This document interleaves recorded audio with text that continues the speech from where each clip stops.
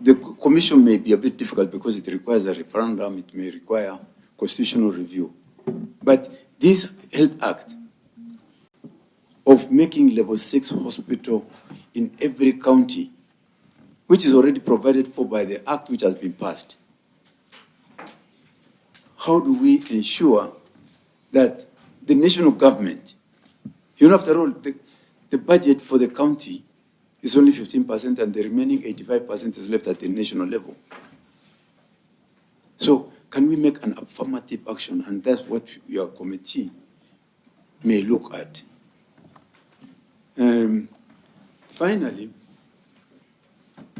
recently there was a cabinet decision to degazette the health regulatory bodies. When they did this, they were looking at KMPDC or Nursing Council the way they were looking at the LSK. LSK, the equivalent of LSK in medical practice is KMA.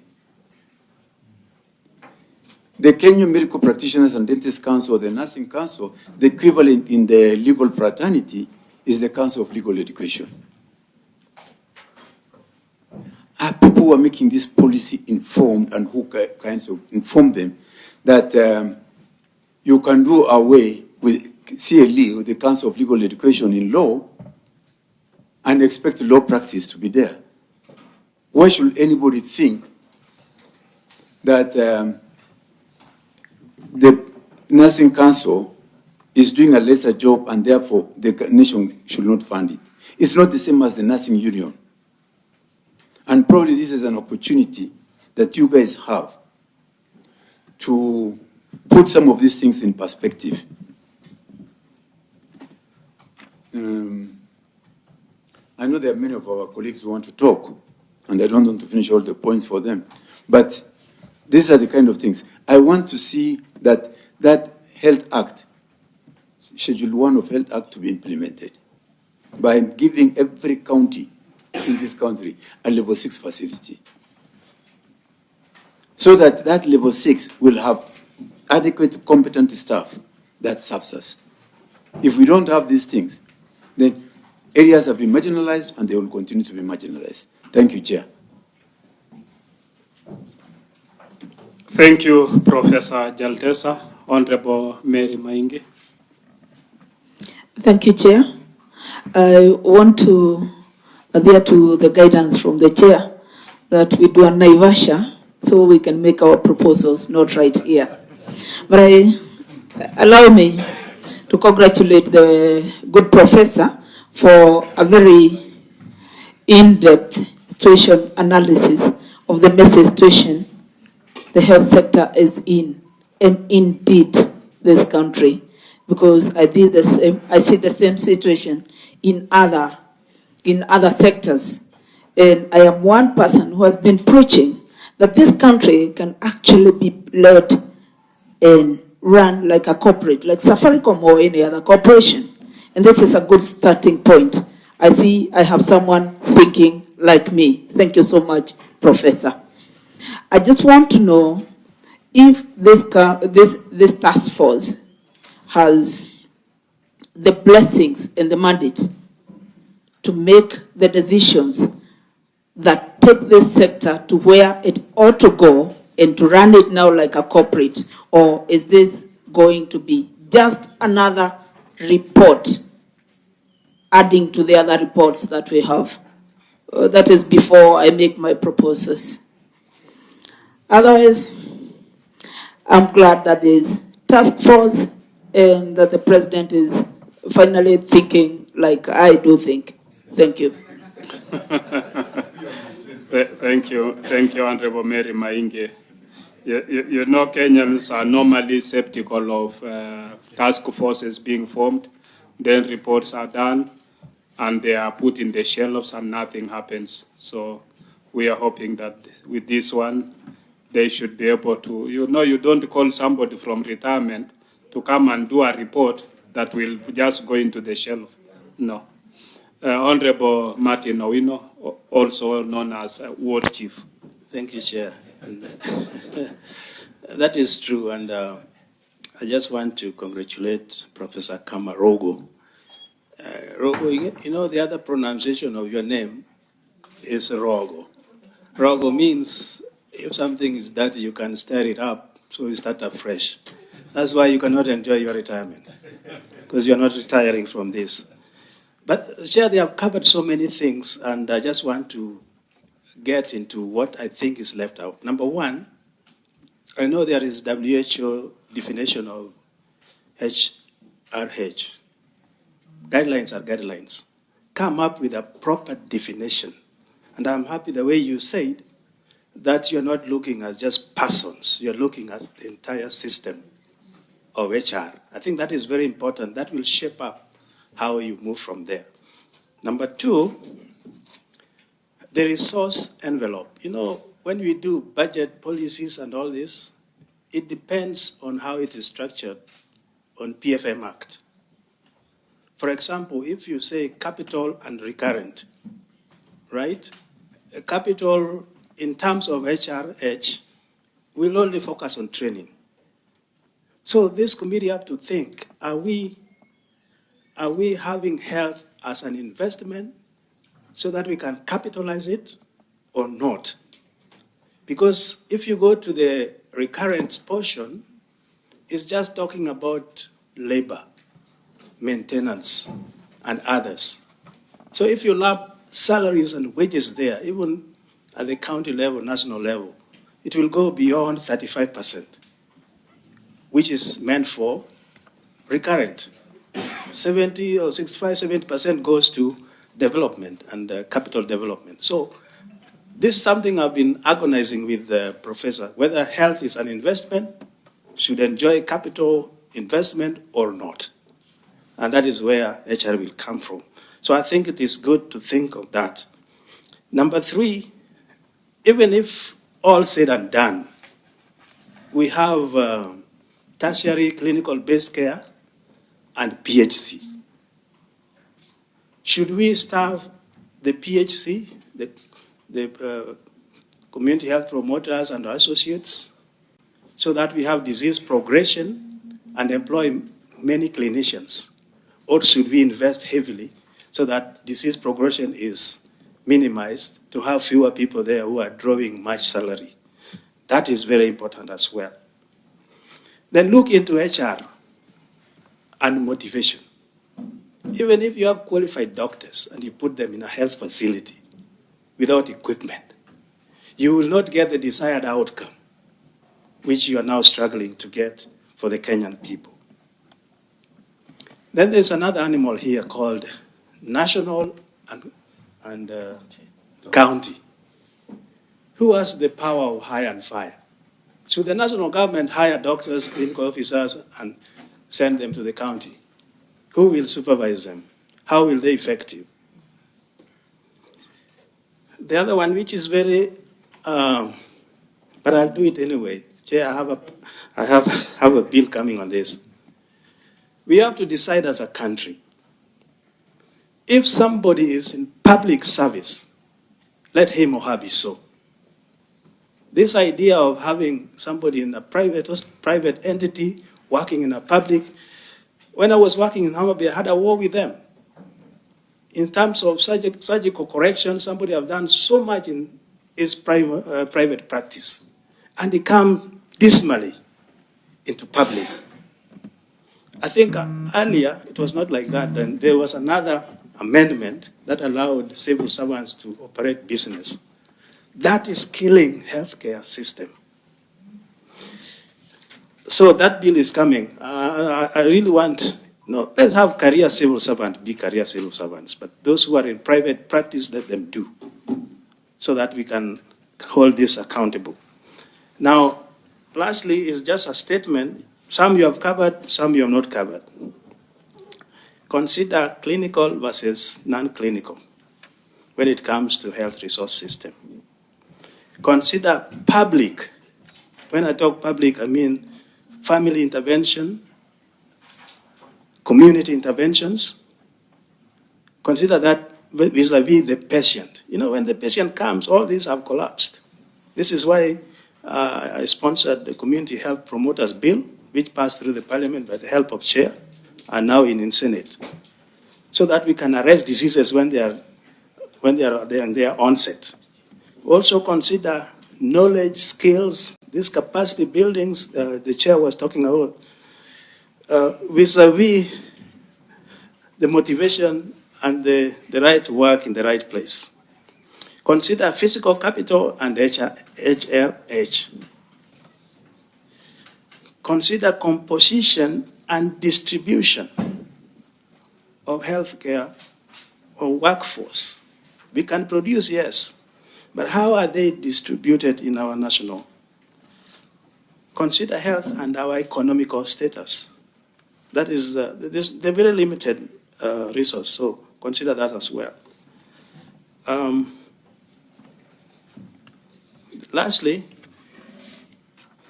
consider hiring permanent versus performance contract, because this is another animal here, which I think is not doing Kenya any good.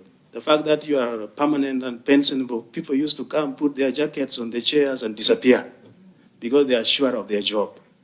Should we go performance contracting, or should we uphold this permanent and pensionable?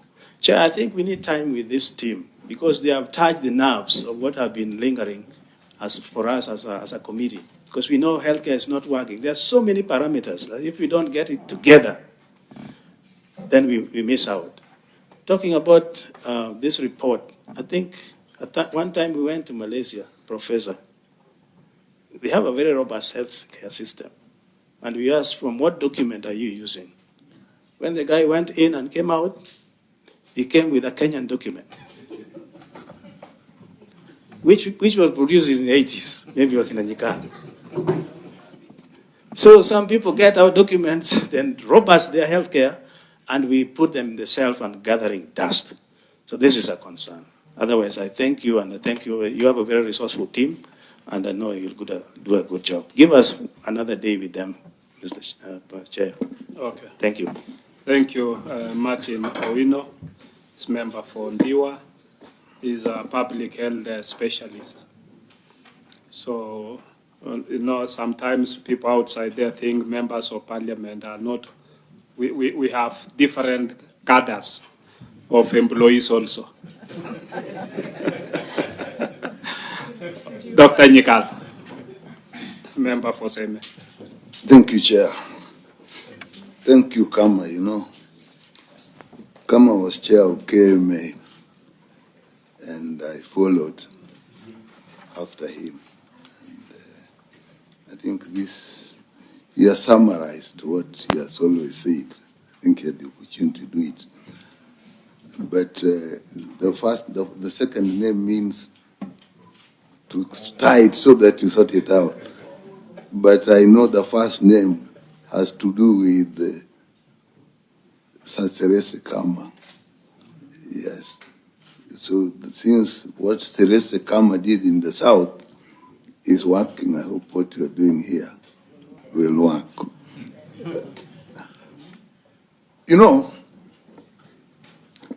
When something big with many systems is not working, you touch here, it's not working, you touch here, it's not working, you touch here, it's not working, you touch here, it's not working. And you try to solve it here, it isn't. It does try to solve it here. There must be something central not working. That's where we start from. So, to me, all the issues that you people in the task force have come are various parts of the 6 elements of the health systems. And none is working. Kama is very disturbed. We are all very disturbed. I'll ask you one thing. Ask why all systems are not working. I'll give you my proposal why all systems are not working. It is the political leadership at the very top. And linked with that, the business interests and linked with that integrity, and linked with that nepotism. Kama, that's where you start. And when I say at the very top, I don't actually mean the president as people always think. It is actually the leadership from the president, the cabinet, and even coming to us. What is the political ethos? Do we really want the health system to work? Even here in parliament, even you there, all of you, do you really want it to work? Politically, do we want it to work? Can we subdue political interest? Can we subdue business interest? Can we subdue nepotism? Can we look at the issue of integrity? That is what is making the whole system not work.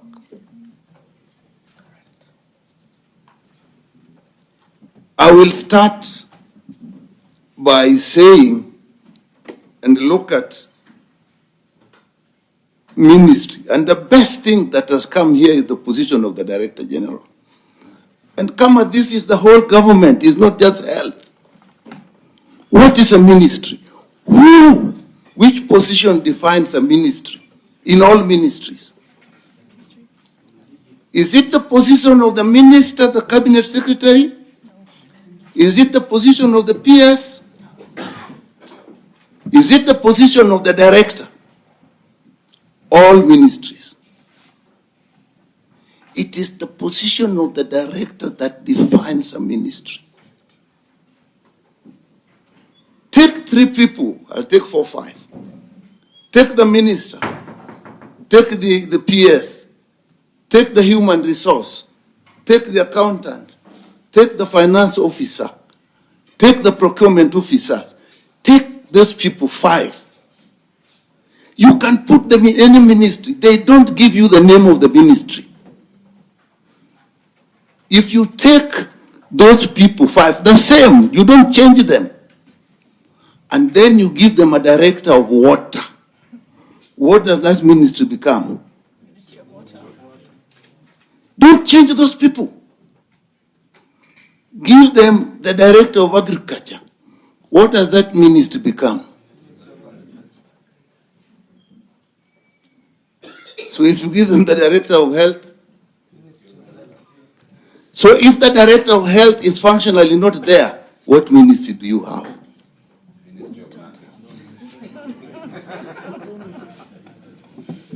Kama, that's the beginning. And it brings me to the position of the Director General. At WHO, you know, if you are picking, if you are the WHO is run by an executive board. And that executive board, the WHO, it's about 160, I don't know how many there are now, countries. Then the countries, by rotation, get their people in the executive board. That executive board, the highest technical person sits there. Dr. Mott, has it changed? No. So, if the minister in your country is not a doctor, that minister does not sit at the executive board. If below them the PS is not a doctor or a doctor actually, not even a health person, they do not sit in the executive board. The third person in all countries, as it goes, is the Director General. It used to be Director of Medical Services here. The term was brought in to be in line with the whole world, the WHO. So then the Director General sits in the executive board. So the executive board of WHO are all doctors, because they're heading the global health on behalf of the UN. Amoth had the opportunity to chair it. I sat there, but I didn't chair it. And I always felt so, I sympathized with you. They didn't know that the Director General, Tedros, Gabriel Jesus was actually your employee. In Kenya, you are acting. That's where it starts, guys. So let the ministry be led by the director. The rest, I'm saying this, in all ministries, the minister, the PS, the accountant, the health, the human resource person, the accountant, the procurement officers are support systems. The director of agriculture gives the direction in what should be done in agriculture. Then these people, the one we have explained, then support them. So the director of health will say, he's the one who has to have all the data you are asking for. I was surprised that you are still getting data from donors. I refused when I was director of medical service. I'm not going to accept data on HIV from USAID. Looks like we have gone back. Yeah. Mr. Sabi, you are there. Tulikata. We want our own data. So when the director and this team, technical team, if they give this policy position, as you are saying, and then it is that is what constituted and informs the minister. And that when it goes to the cabinet, as a cabinet document, it has technical content. Cabinet documents do not start at the top. They start at the bottom by technical people. Then he says, I want the director, he or she, the director, even if it's agriculture, the same thing will apply in agriculture, it will apply in water, it will apply. I want so many officers. I want so many hospitals in these places. I want so many theaters. Then, if there are people who are to be employed, then the human resource person does what? Brings those people. But still they get the specification from the technical person who to employ. If they want to build the number of hospitals and the amount of money is required, then they go to the PS. The PS brings the money. It's not the PS who says where the money is going to be used. That is decided by technical people. If he wants to procure drugs, then he says what drugs. You remember our yearly meetings, Abadeas, Abadea 1, Abadea 2. Everybody used to sit down and we say in 3 days meeting what drugs are needed in the country. And that became the procurement plan. The procurement officer is sitting there. The procurement officer does not go with people in some place and come back to the ministry with the procurement plan. It must come from the technical people, from the ground.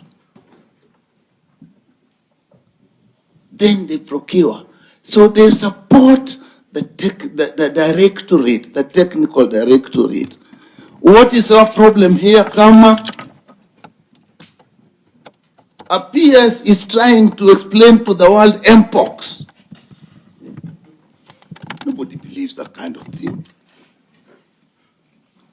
And there's a director of health sitting at the side trying to give a little more information. Who should explain to the world the disease? If you go to a hospital and you are operated on, is it the finance officer who is going to explain to you the operation that was done? No. Why are we doing it in health? So the first thing is establish the position, the director general, and what it should be, and the respect it deserves. Before independence, it was actually the Chief Justice, and the next person was the Director General. And in health, there was only one other person, the Medical Officer of Health. That is the system you are saying This one is a pale shadow of. So let's go there. So I started with that one, the position of the Director of Health and the understanding. And let me say it at my age, come on. You just went home a little earlier. We are all going home. I hope they won't call me back. Maybe they called you. But in the Kibaki government, I know many times when ministers or three said they wanted this and they asked the director, what should we do? And you explain, say, tutafanya vile director nasema, hiyo mioni naona ni sawa. I'm not saying it in health. I'm saying it in education. Why is funding not working, university funding? Because proxy means testing cannot be done online. That is the only reason the thing is failing. So all the bands are wrong. So I think let's establish that. Then let's look at the structure. You know, to me it is just music, you know.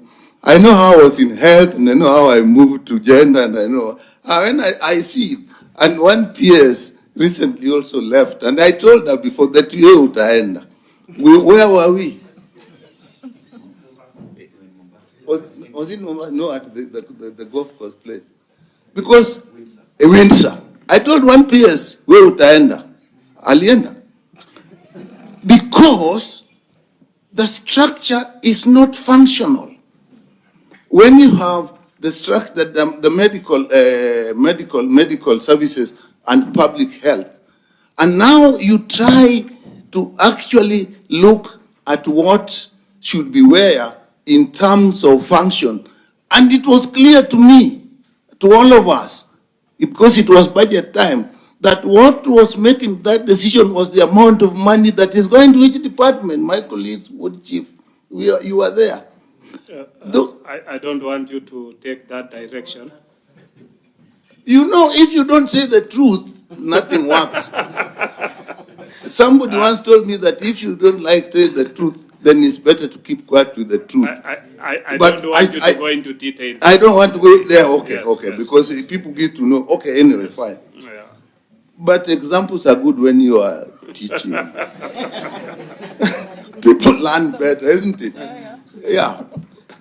So that structure, I know because even when the ministry was first split with 2 ministers, it gave us a problem. I think let's have one ministry and those public health and medical services be technical directorates under one director. Now, when you have your meetings, or who are from the ministry? You. When you have your meetings, when it is the PS Public Health and Sanitation, who is the director? You sit there as a director, right? Yes. And now that meeting is over and the matter is over. Then there's another meeting with medical services. You go again there, move there as the DG. So in your organogram, how do you report? Come, you can tell us about that organogram. That organogram can't work. You want one DG who sits and then he listens and then he will tell you that the others should just be the directorates. So the Director General will say, in the medical services, this is what we want. In the public health, this is what we want. So that you have a clear line, it is the minister, the PS, and the director. I've seen that organogram. Some places have dots. How are dots, is the human resource person, with the people who do structures, how are dots supervised? So I'm giving practical suggestions because I think that's where the problems are. So I think that should be done. And then you will look at relationships in the country. We have a county government and a national government. So when policies are made, it's for the whole country. But how do these policies move down and how are they? There is Article 189 of the Constitution that gave the indication. And we tried to do that when we did the Health Act by actually consulting a health sector intergovernmental forum, consultation forum. Kama, I don't know you people, is that forum working? Because that is where technical officers from the ministry should meet with technical officers from the county. So both technical people agree on one thing. Then it goes to the Council of Governors. And therefore, the policy therefore is one. So that the governors do not disown it or say ministry is forcing them when they want to buy equipment. The need for that equipment should have been decided earlier by technical people, including those who are from the counties. And you know, Dr. Wasa, you people don't deny it, when you pick somebody to be a chair of the CECs and you start meeting at that, if they are very active, they normally leave that position. I'm not going into names. Because you need somebody who comes and says, as a country, the technical people from the counties have said this, they have agreed with the technical people from the government, and now when this goes to the minister's level and the governor's level, then it is one thing. So that structure, Kama, I think we need to look at it, my friends. Then there is the ministry and the parastatals. I'm really going to be blunt here. When you have a parastatal, it should be allowed to run. We don't want when you call the head of a parastatal and there's a problem, he tells people in public that he got instruction from the ministry. Then that officer goes home, the minister says. So, how? Let the minister, and there are two particular parastatals I have in mind, KEMSA and SHA.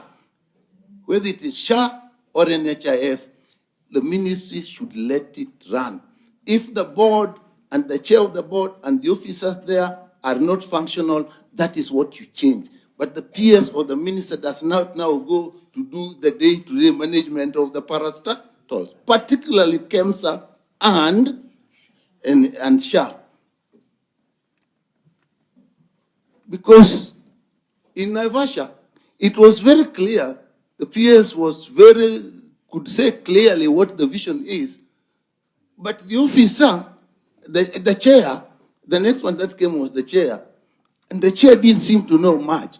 But when eventually they called the CEO, members felt, yeah, that is the guy who should have been telling us things. So it means the higher level is not allowing the lower level to work. And let me tell you, it's not only in health. The Women Enterprise Fund stopped working about sometime 2 years. And because of digitization, we asked the CEO, why did you? He was said it was a presidential directive. But did you think it was going to work? He said, no, I didn't think. And so, but why did you do it? Then he kept quiet. I asked the minister was there, Waziri, if a technical officer thinks something cannot work and it is a higher directive, it is the work of the minister to convince the higher directive that now, Your Excellency, this is good, but our technical people are saying it is not workable. And so the thing, well, if you don't want to go home, you will never do well a job you are afraid of losing. So yeah. So that, again, is something we should do here. That relationship should be done there. So the relationship between the two parts of the Ministry of Union, the relation between the county government and the national government, thanks you to be said. The relationship between the ministry and the parastatals, we created, I know because we are the first time to insist that drugs should be bought by KEMSA and not at the ministry and take to KEMSA as a store. Merudi. Sasa, again, here, buying, sometimes the buying is going up. I was very sad today when I realized that now USAID is using meds to procure and then take to KEMSA to store. That That's a problem. You were there. We solved it in 2005. If KEMSA is not good enough to buy for us, and you know, meds was created when KEMSA was there. We were there when we were helping the Chuck and the group to create meds. So I think that also is important. Now, training, numbers. Somebody must say how many people we need, and we must determine who and how they are trained. So we must have a way, and it means that regulatory authorities. Right now, the admission in the universities, I'll come to that, is totally independent. And if now we remove, as is being suggested, that remove the medical council from that, then obviously it's going to be a problem.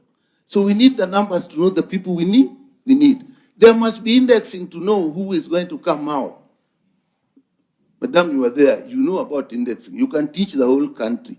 A lot of people who know things, they just, maybe you are not allowed to talk.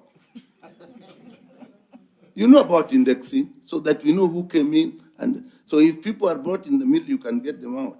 So, and then determine the qualifications. We must have the same qualifications. This thing of BSc everything.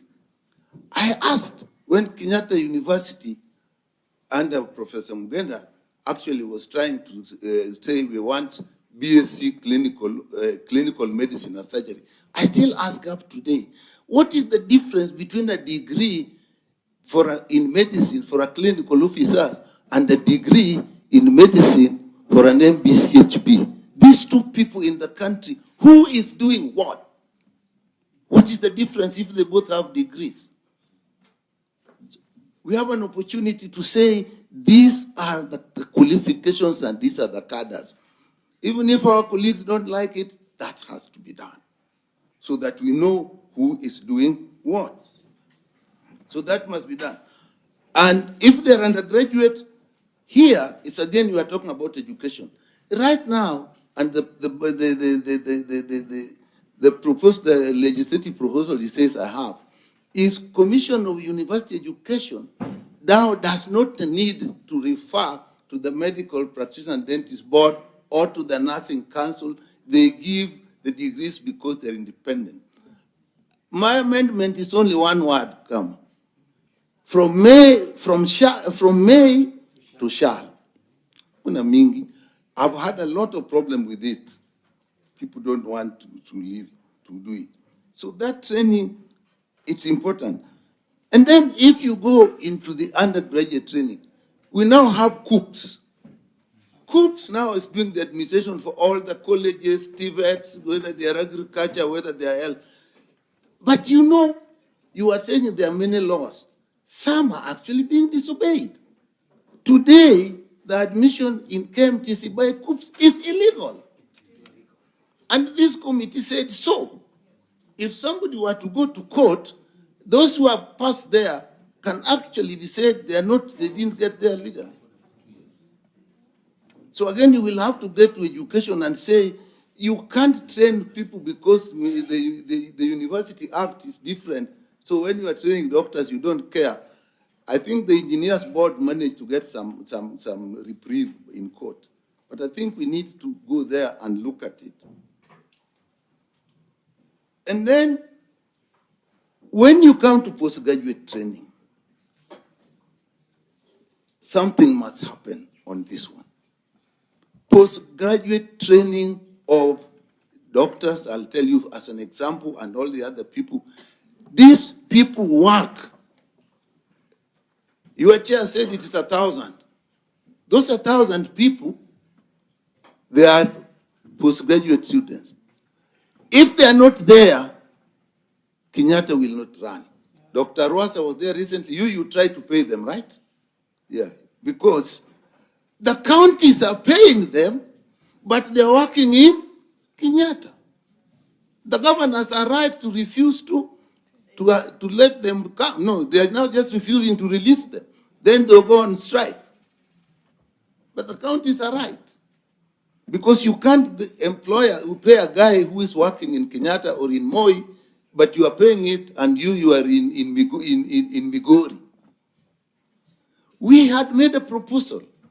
I think it was passed in one of the budget things, that let those positions be declared training positions.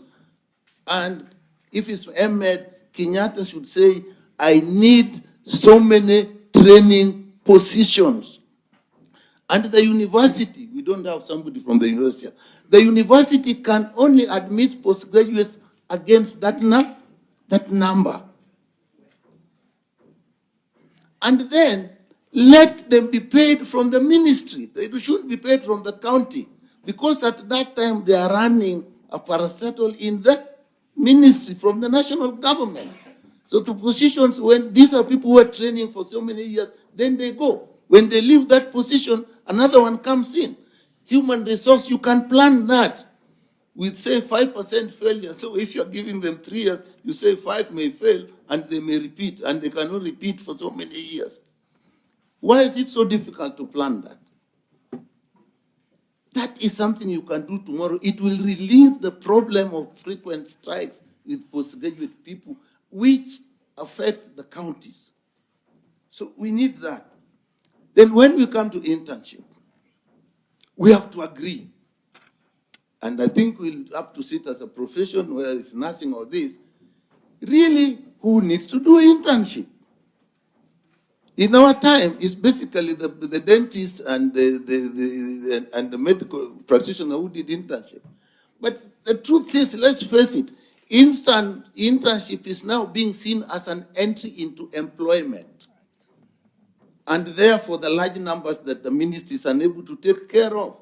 You don't have the courage to say, we will sit down. If you ask me now, I'll say, let the dentists do infants, let the clinical officers do internship, let the medical, people who are actually directly involved, because when, as a student, there are certain things you cannot be allowed to do when you are a student. But when you qualify, now you are doing them for the first time, but you are actually working.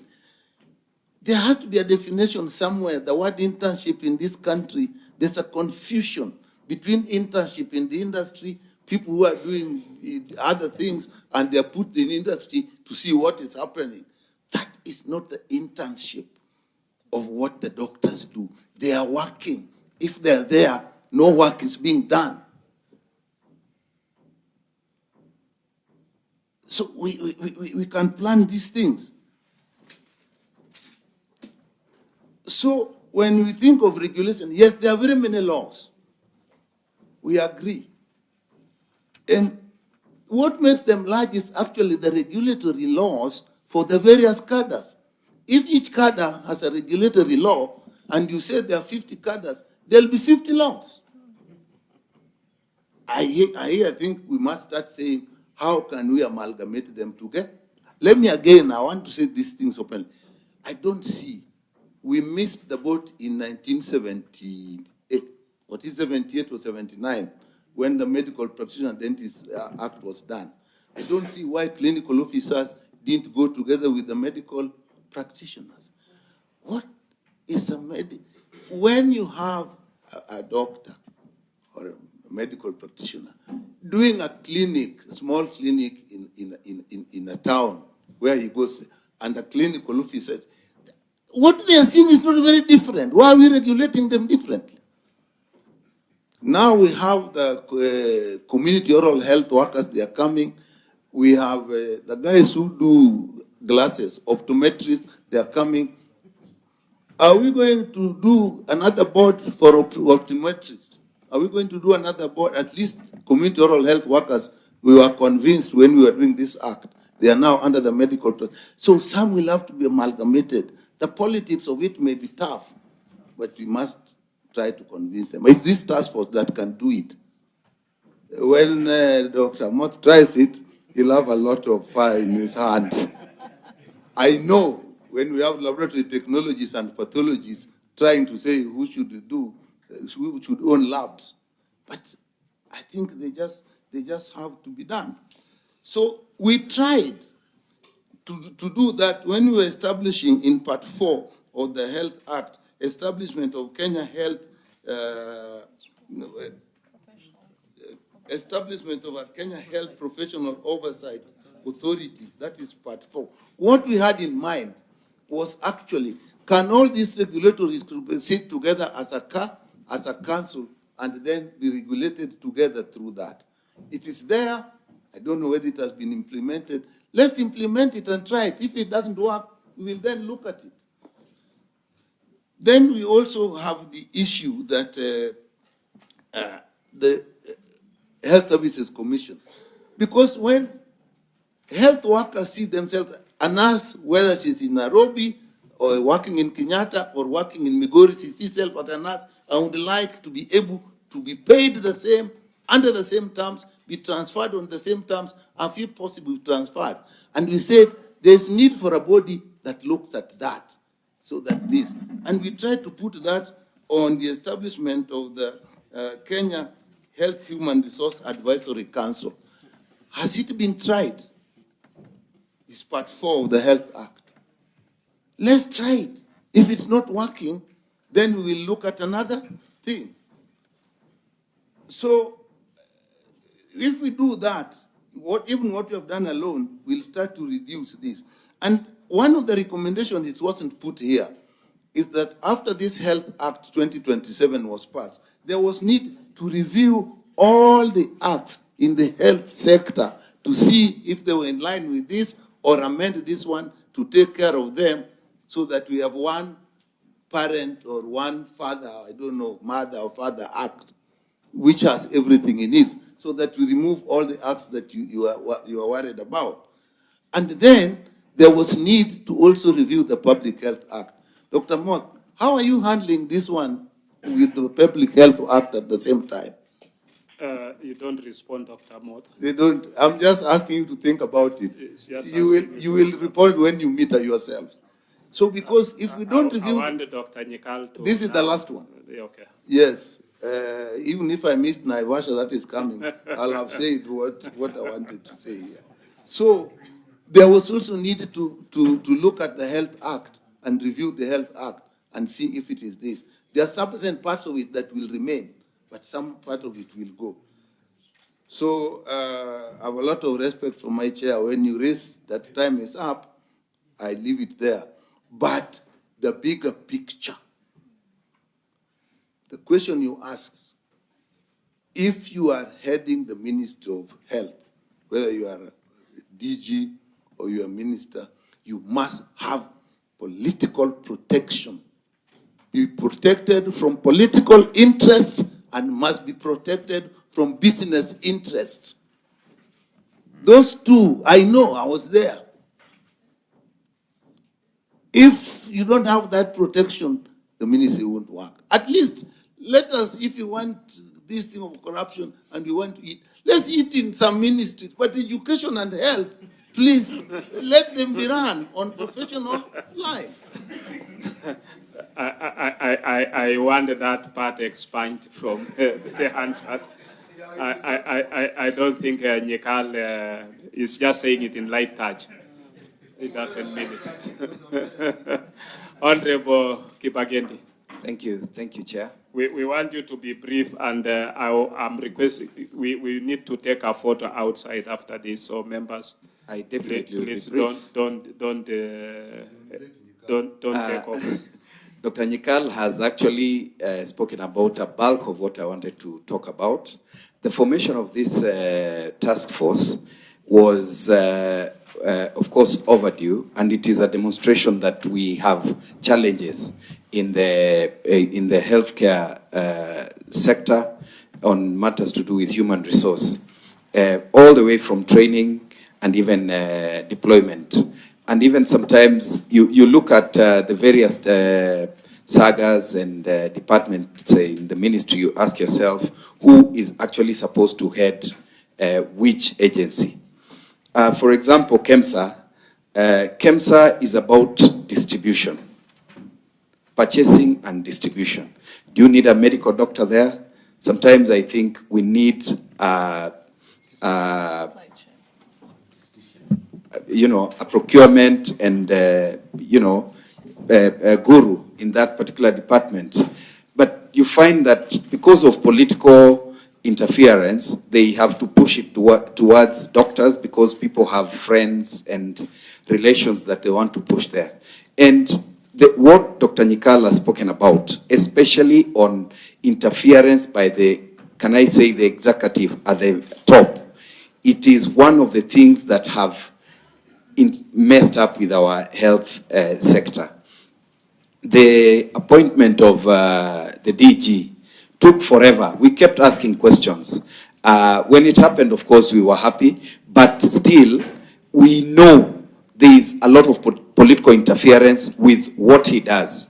There is a lot of clashing between the various departments that Dr. Nyikal spoke about. And we may not speak about it, Dr. Moth, and we know the issues we've had around the MPOX and what have you, because of inappropriate job descriptions for people in that particular ministry. Recently, we saw someone get, he was in the ministry in some department, I think malaria, and then went on to be KEMSA acting CEO. The next minute, he's being forced by the deputy president to push business, a former deputy president, to push business in a certain direction. It didn't work. The next minute, they've hired a different CEO in that particular agency. He's out here. He's now a witness against the deputy president, and then quickly taken back to the ministry because he was a witness against the deputy president. Really? Head of NASCOP? That those are the things we are talking about that are messing up our country. And it is not just in the health ministry. But to wrap it up, our chairman in the committee, I know you're a friend of the president. ODM is willing to donate. The president is my party leader. Party leader. Yes. Now, ODM has been donating professionals to government or to Kenya Kwanza. We want to donate Dr. Nyikal. You realize he has a wealth of wisdom and knowledge about this ministry. He will be able to change he'll be able to help transform this ministry. Thank you, Chair. You know, Honorable Kibagendi, you do not have the power to donate Dr. Just Nyikal. A proposal. Dr. Nyikal is the member for SEME and is an able member of this committee. Honorable Oron. Thank you, Chair. I think it's very difficult to present something after Nyikal on health. It's very difficult. But having said that, I must say that the appointing authority couldn't have picked a better person to chair this task force. And the faces and the skills I'm seeing across the table is quite amazing. What I hope, the question that the chair would have asked the appointing authority when he said he should be given a free hand to ask or to get the correct information is whether that findings and the report will be implemented as it is. Otherwise, what is being done here will remain on the shelves, gathering dust like many other reports, because this would be work, a very good piece of work done, which is not being implemented. The other comment I wanted to make is that I hope the appointing authority will be able to give this task force the opportunity to recommend some of the people or the skills that are needed to implement some of the outcome of the task force report. Having said that, I also wanted to pick two other things which I didn't hear in your general comments. One is, who bears the biggest burden of healthcare in the two governments? Is it the Ministry of Health, the national government, or is the county? Now, between the two, who has got the biggest resource allocation? Where does that sit? That is something that I didn't hear come through, but I hope in these discussions as we are going along, as we are going to Naivasha, Chair, as we are going to Naivasha, I hope that will be picked. I also think that the 6 months for a system that you've described, 6 months is not enough to dwell into the real issues that are ailing our healthcare. And I hope that the extension gives you an opportunity to earn a little more time so that you can do a lot more in this. My suggestion, whether we are going to Naivasha, whether this is being done in Naivasha, Mombasa, or Nairobi, is that the 4 or 5 thematic areas and the smaller committees that are formed need to have different meetings so that they dwell into greater details of some of the areas that have been highlighted, that have been grazed upon. The other point that I wanted to raise about the oversight committees, oversight agencies, for example, KMPDC, KH Power, and others. There is a lot of duplications for those, plus the costs involved. Every agency that oversight charges, and they charge someone. Who do they charge? They charge the professionals, they charge the facilities that they provide, that provide the care. And some of those drives the cost of health care in some of our institutions higher. My last comments about the professional organizations and the councils, again, is about so many regulatory authorities in healthcare that I hope that this task force will be able to review each and every one of them so that we can reduce the numbers for them to be a little bit more efficient and reduce the wastage and taxing the Kenyans. Thank you. Thank you, Honorable Ron. Honorable Sunguli. Thank you, Mr. Chairman. I don't know whether this is okay. I'll have to. Thank you very much, Mr. Chairman. And I also want to join those members who have praised the chairman of this task force. He reminds me of my lecturers in law. And this one doesn't have 2 O's, but it's a KR. And my lecturers, Kodogendo and the rest, were as brilliant as he is. I like your statement, which is a takeaway that this is not an environment for honest people, Ministry of Health. I used to think that that is limited to, that was a preserve of the meter readers in KPLC. But I can see that they have competitors in the ministry.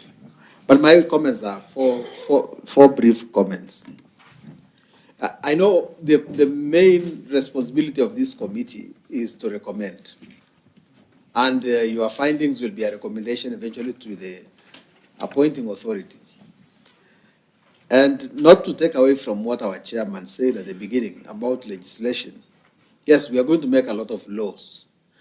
But I think it is the responsibility of this task force to actually tell us where the duplicity seems to be, so that we can deal with that also from your point of view. Because you will be doing what other people did. In the beginning, there were laws touching on land, so many.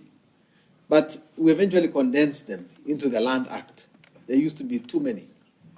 And there used to be laws touching on marriage. Remember that there was an African Christian marriage, African this marriage, but now we just have the Marriage Act. And I think that one takeaway of this committee, of this task force, is to tell us exactly where you think the duplicity is. Then we might do 2 things. We will remove the duplicity and avoid the duplicity as we make our own laws in future. The second one is about training. And please don't take us to Naivasha. Maybe because I did not have a good hotel, it was not a good place. Take us to Mombasa. But when it comes to training, and this is a little bit in jest, please, once the KMTC in Kilgoris has been established, please put a stop. Because there are too many. I mean, it is true that we have pushed it as politicians, that everybody, and actually our villagers, everybody sends you to Nairobi to get them a KMTC. My worry is, where are you going to get the trainers? The problem is just that, where are the teachers going to come from? It's just like the proliferation of everything. We used to want to go, I went to the best school of that time, Cardinal Otunga High School. People wanted to go to Alliance, others Mangu, others.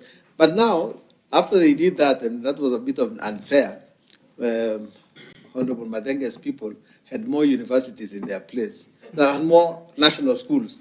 Then they closed and says nobody's admitted to those schools. Now your own school is called national, but does not look national at all. So do you want to tell me that the KMTC in a village near Murwadi called Kurangurik is as good as the KMTC in Nakuru? It cannot be. And I think that the moment we stop lying to each other, that we are actually producing professionals, they are not of the same length, of the same quality. And you have a dilemma, because I hear our chairman saying, let it be A. Last week, I had at my home a delegation of people who came. One of the members was giving me a certificate of his son, who has a B+, who has been called to go and do medicine. But the boy wants to be an askari, because he knows the B+ was not correct. He didn't get it. He doesn't actually have B+, and he doesn't want to go near university at all.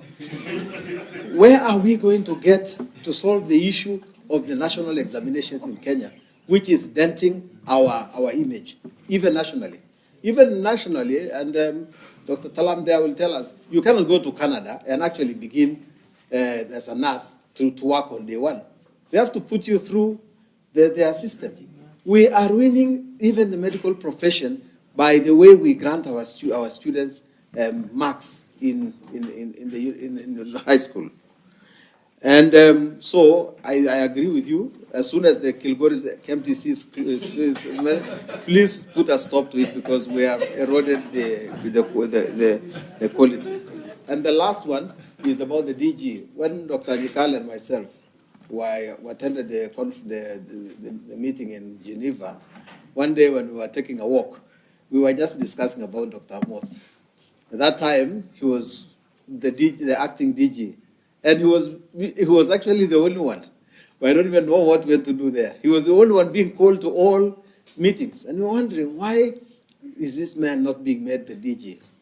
And our talks at that time at the railway station, I think, were part of the prayers that eventually were answered, and he became DG. But if you want to ask for independence for him, maybe as a policy, you have to consider there's only one way to make officers independent, and that is by giving them tenure. So if you don't have tenure, then you do not really have any other independence, because it depends on the person himself.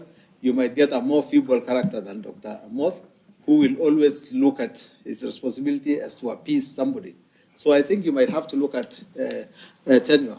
And the very, very last one, please consider, I belong to that class that says we devolved health wrongly.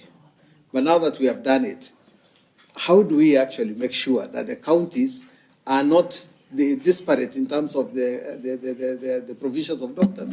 How do we make sure that the cardiologists in Nairobi can help somebody in Kisumu or in Kilgoris and so on? I think we still have to do a lot of work on how to intertwine the county, so the center and the periphery. Thank you very much. Thank you, Honorable Sunguli. Now come to Honorable Madenge. Introduce yourself and make your comments. Yeah, thank you, Chair. Allow me first to apologize for coming in a bit late. My name is Duncan Maina Madenge, Member of Parliament, Nyeri Town Constituency. By profession, I'm a trained and practicing dental technologist. Since joining Parliament, I have decided to graduate into health leadership, and I hold a BSc in health system strengthening from KEMU. Chair, I want first to pick on the mandate of this task force and just pose a question. Are you prepared, Dr. Kamarogo, and we know your reputation, to look beyond the TOR, to be able to respond to issues, emerging issues beyond the TOR? Having said that, I don't want you to answer. It's just part of his comments. yeah. Having said that, I want also to restate a few facts that you'll be aware of. First is our Constitution and the reality of devolution, and the relationship that are supposed to exist between, how relationships between the national and county governments are supposed to be managed through the intergovernmental relations mechanisms. But also the fact that the counties, under the County Government Act, having devolved health services, then have a county public service board. And the fact that counties have the power to make laws, including budgets where salaries for health workers are going to be contained at the county level. Secondly, there is the voice of the health personnel, but there is also the voice of the recipients of health services. Where do the two come together?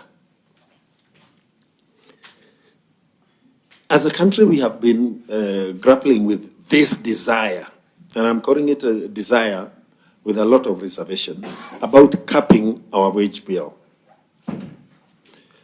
But what are we saying when we come to the health services, to the very many health personnel at all levels that we are training and graduating? The question of unemployment, and as long as I am unemployed and have the skills, whether trained or acquired, to remove a tooth, I will remove it in the village called Nyarugumu, because KMPDC has no way of ever finding me in Nyarugumu. They don't even know. Even if they Google Nyarugumu, they may not be able to get there. Don't introduce Wamunyoro in hell.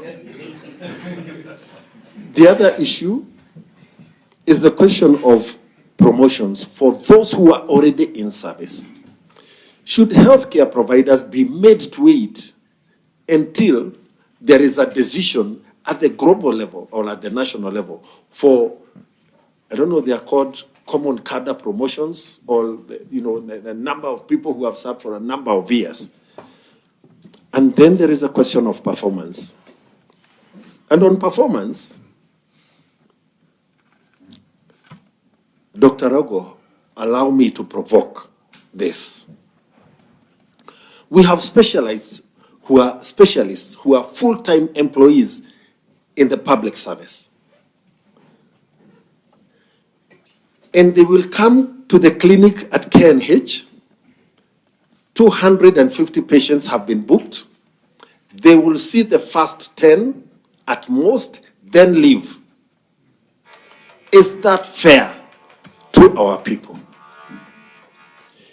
When we compare the output of those specialists at Kenyatta National Hospital, at PGH Nyeri,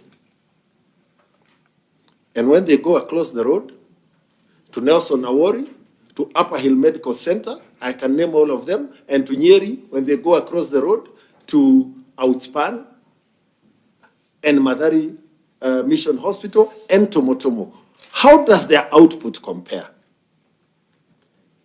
As medical practitioners, it is time that we really did evaluate this and then decide whether the way these specialists are contracted to handle clinics at Aga Khan or at Nairobi or at MP Shah, that whether that is something to import into the public service for specialists.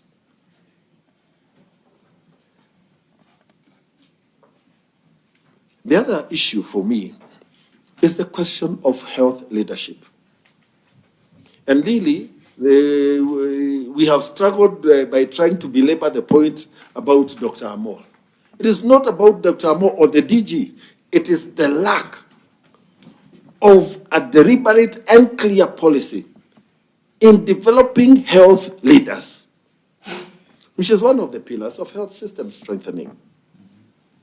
And with strong leadership, then the issue of human resources for health and the key factor of budget and financing. And I dare ask, so if the magic bullet is the Health Service Commission, why have teachers been on strike more times than any other cadre or profession in this country, yet Teacher Service Commission is one of the oldest commissions? And therefore we need to ask ourselves whether we should really be boxed into a Health Services Commission, or all we need to do is to put together the structure and the resources required to make our sector work. Internship. Is internship a health industry gold standard that everybody, including the plaster technician, must do internship, or including the medical records guy? I would want to give you guidance. You know, there are many of those other issues have been spoken by some other members. So I would want you to just limit yourself to, maybe you do not have the knowledge of what members spoke before you arrived. All right. You might be going through back to some of the issues that have already been spoken into. On internship, Chair, I just wanted to ask, why don't diploma nurses undergo internship while other diploma holders are going through internship? How has it been resolved? And is it time we moved in that direction? Chair, on the regulatory bodies, does every cadre need to have a regulatory act and a body? I am proposing that we can have about 5 regulatory bodies: medical, dentistry, nursing, pharmacy, diagnostics, and rehabilitative. Those broad categories almost regulate the entire health sector. Chair, the question of digitization in 2 levels. The kind of interruption that AI and the Internet of Things has caused, the proliferation of online digital trainings, and whether that online training on Zoom and all the other platforms does confer on me the requisite competencies and skills to go out in the field and start doing orthodontics in dentistry.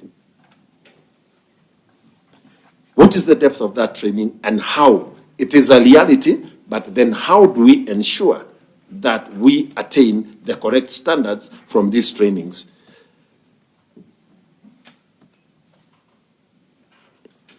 Then there's the issue of leakages within the healthcare system, perpetrated by healthcare workers.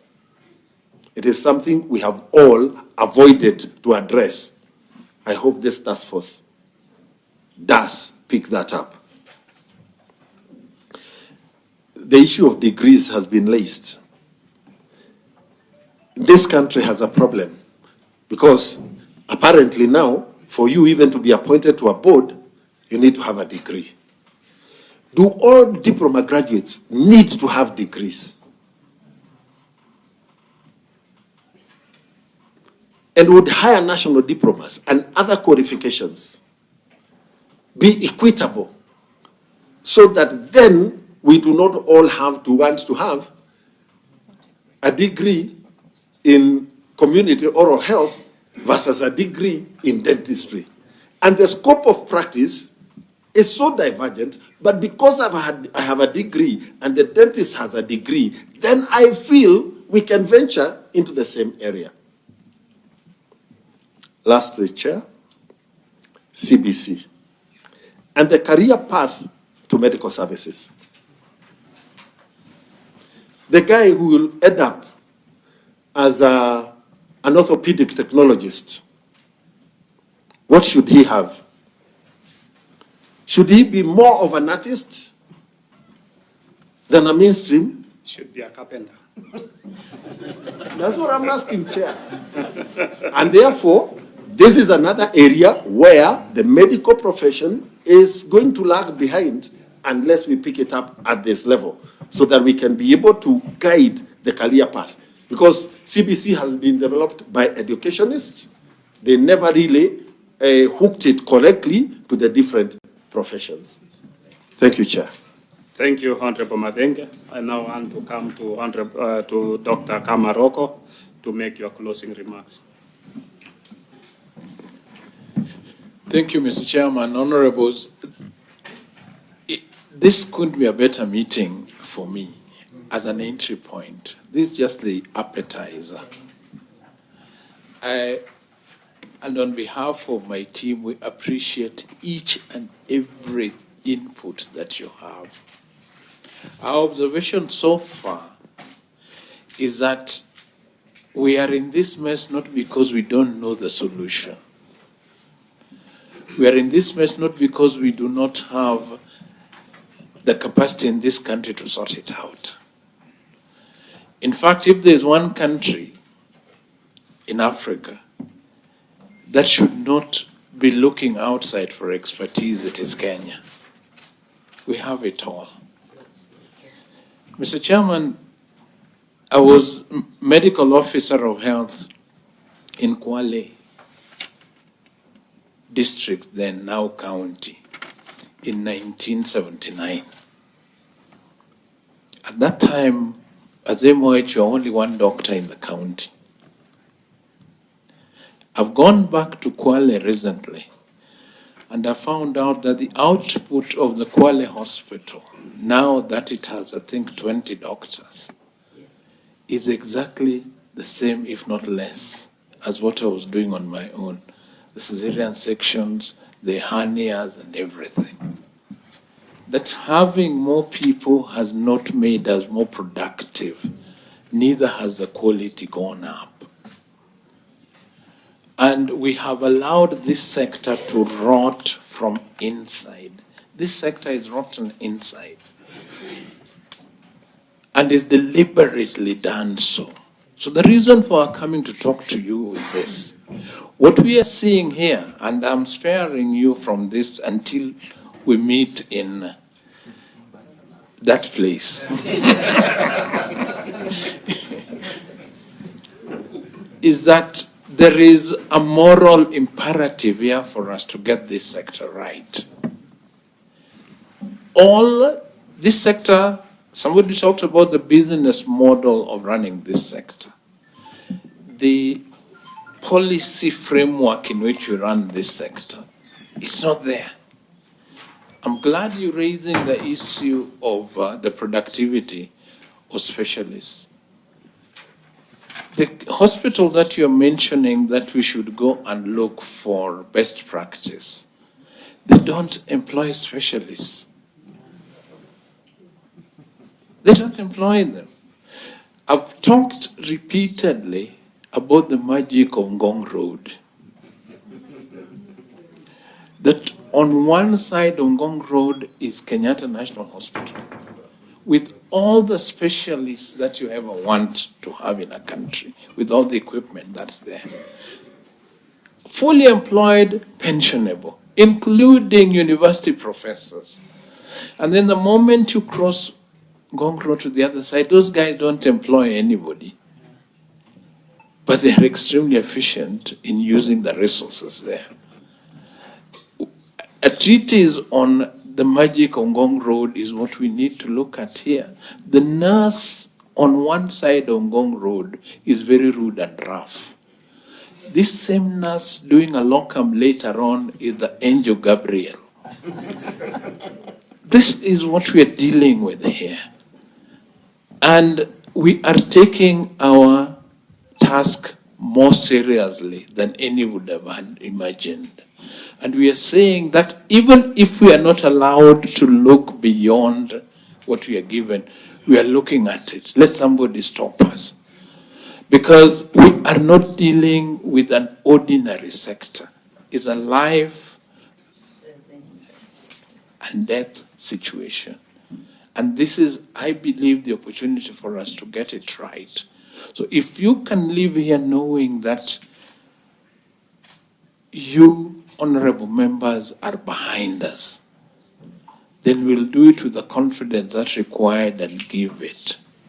And give the stone the recommendations, even if the present government doesn't implement it. It has to be implemented for this country to be able to move to the next level. My final point, sir.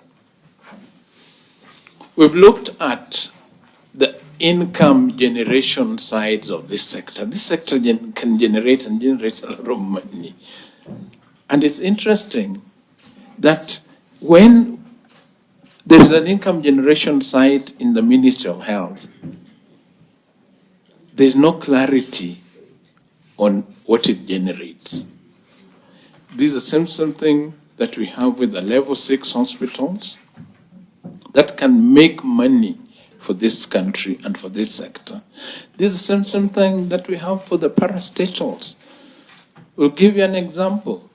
The National Quality Laboratory, which is the one that's supposed to be testing all the drugs and everything that comes in here. That's an institution that should be making a minimum of 2 billion a year. Right now, it's hardly making 10 million. Because all the tests are now being taken to meds. So meds is making more money testing drugs for this country. And yet we have a whole parastatal with labs and everything else. So when we ask, who takes these things to meds?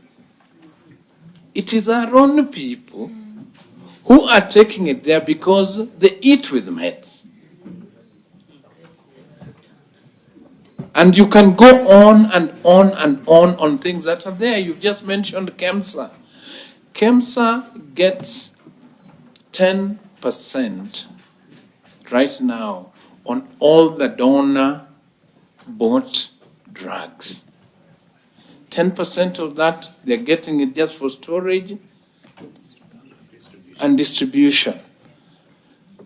Nobody has given you the figure of what that is. Because if you look at the amount of money that donors, the USAID, PEPFAR and all, 10% of 45 billion is a lot of money. So why are we still funding it if it can make that and make more? So we are in this quagmire because we want to be here. And all that we need is for you people to encourage us. Let's work together and get this thing right. And for goodness sake, let's remove politics from it. Because disease knows no political party. Inefficiencies and maldiagnosis knows no political party. So if you can help us, let people know that the recommendations that we're going to make here are for the interest and posterity of this country and nothing else, then we will be comfortable in getting this thing. What we are seeing here immediately is that less than 25% of our problems require new legislation and new money. Less than 25% require new legislation or new money. Most of it can be sorted out with the current legislation, with the current budget. But somebody up there, the God Almighty, will have to get in all our hearts and all our heads to get this thing right. This problem that he said is between the county and the central. This is all created by us. There's really nothing to fight over. This problem that we have here, that health workers need to be under a commission. If we can work together, then the thing that they want can be done currently.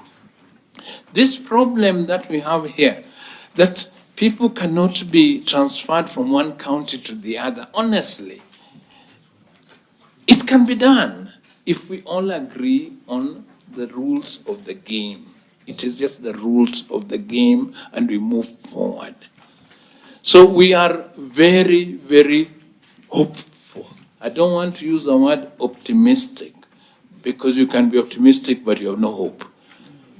We are very, very hopeful that when we meet together, and we want to meet with you finally when we have everything else, that we can come out with a recommendation that nobody is going to oppose, because it is not a political issue. One final thing. We're going to be meeting SHA. We have not met them yet. But we're going to meet them because every new thing, new law, new legislation that you people pass has to ask the question of the implications to the human resource. So when you pass the 4 laws, we ask, what is the implication for human resource on that? And human resource is never taken to the priority thing. So I'm going to request that even as you focus attention to SHA, SHA is a secondary thing to human resource. Please give more attention to human resource. If we fix this and we get the integrity in place, we get accountability in place, we get the communication and the coordination in place, then SHA will work. It doesn't matter what you call it, it will work. But right now where we are in this cliff edge where we seem to be moving forward, but the wheels of the vehicle are turning in the air. They're just rolling, but we're not moving forward. And this is our quest.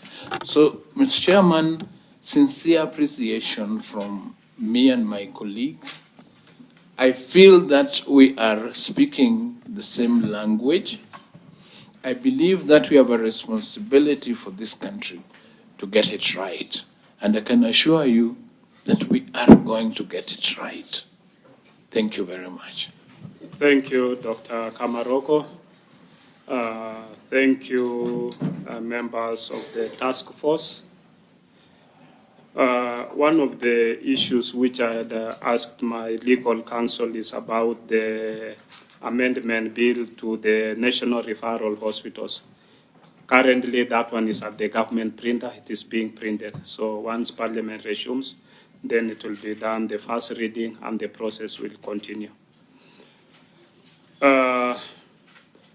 We will have another meeting with the task force, but we want it to be towards the tail end when your report is ready, so that we can look at, we can go through some of your recommendations that needs action from this committee, especially in terms of health, amendments to the various health acts, and then also at the policy, what is it that we can be able to do, and also at the budget level, what is it that we need to capture for that. This committee will support this task force. The process that you've taken in coming to consult us is the right one. And we are happy that we are all in sync with what the task force is doing. We'll support you. This is a noble idea, and I want to thank His Excellency the President for having considered and appointed this task force to do this. This is not going to go in vain. We should be able to implement, and I don't think the President would be doing anything in vain. He has all the good intentions to make sure that health service in this country is in the right path. One of the pillars is the UHC, which I think, as you rightly put, you're going to meet with SHA, because they are the primary implementers of the UHC. And we are hoping that we know there are teething problems with the way it's being implemented, which is expected for any new program that comes into effect. And with all those teething problems, we should be able to manage it. And if there is any input that as a committee and also as a task force you can recommend, that will go to the right way to make sure that we are able to deliver to the Kenyans. Thank you for coming out of retirement. We've not met, but I knew you as my chair of KMA when I was a member of KMA. I worked in Baringo. Then Dr. Nyikal came in and negotiated with the former President Moi a better package for us, and things worked well. I'm one of those healthcare providers who never did any locum. I never worked I only worked in a government facility. And I know that it is possible to work in a government facility and deliver. My colleague here, Dr. Arwasa, I think is from the medical CEOs that worked in the national referral hospitals. I think is one of the best ever CEO that we can, as a committee, forge for him. So he has a good experience from running the Moi Teaching and Referral Hospital. And the Moi Teaching and Referral Hospital under his stewardship did very well. And I think it is still on the right path. As a committee, we've been there. And so Dr. Arwasa will be able to at least give this task force his input as a former CEO.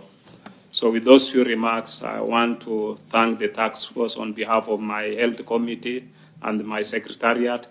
The secretariat of the task force and my secretariat will work together to fix the next appointment to a more convenient venue as requested by Honorable Sunguli.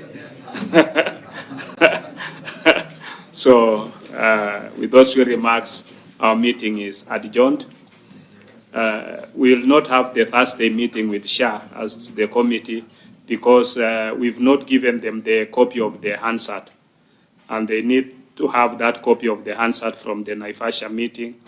And they've requested, I think their letter is coming. I've told them to write official so that we give them time to give us a comprehensive response. So, honorable members, you can be able to plan your week accordingly. I think that's for the members, so that you can plan, for these members, we work in Nairobi, but we also have a responsibility in our constituencies. So with those few remarks, our meeting is adjourned. Thank you very much. We can go for the photo session. Hassan, where? Outside.